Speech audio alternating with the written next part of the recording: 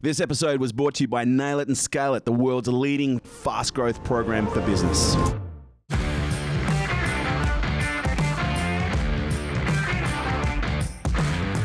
We're becoming increasingly more aware through the research of how important social connections are.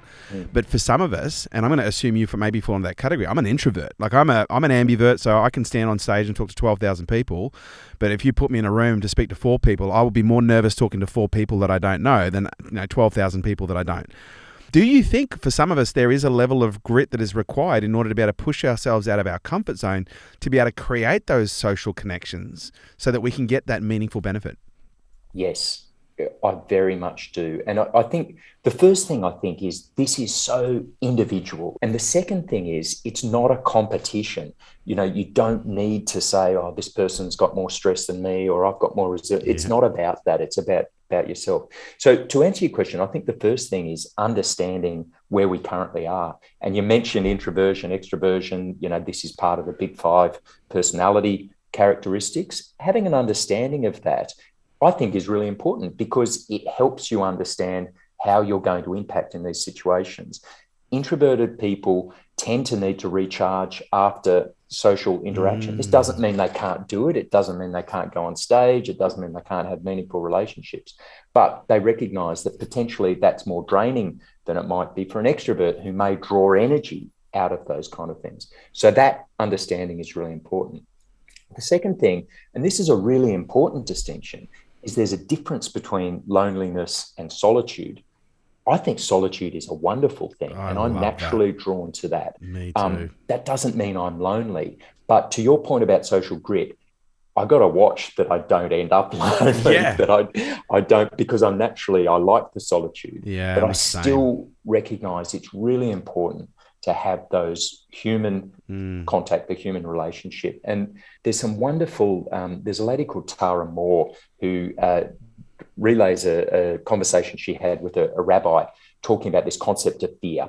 And the rabbi says that English is a clumsy language. It only has one word for fear, whereas in Hebrew, there's 2 words. There's pahad, which is this reptilian saber-toothed tiger leaping at you, no shit, fight or flight fear. You want to listen to that.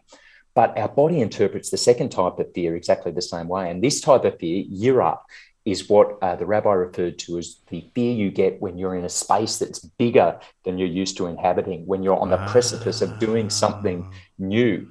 And this, to me, I love this because this is a heuristic that you're in that growth mindset space. Yeah. You're doing a stretch goal. And it's creating a positive frame around fear. Exactly. Yeah. And so this is the fear you want to lean into. You want to harness that yira. You don't want to run away for it. And so on that social thing, I sometimes do find that, I prefer not to do this but I recognize that apprehension is out of, the wrong kind of fear, and I should be leaning into that because of all the positive benefits that can go from it. I love that. I can relate to that a lot. And I think that, as you said, there's a difference between loneliness and solitude.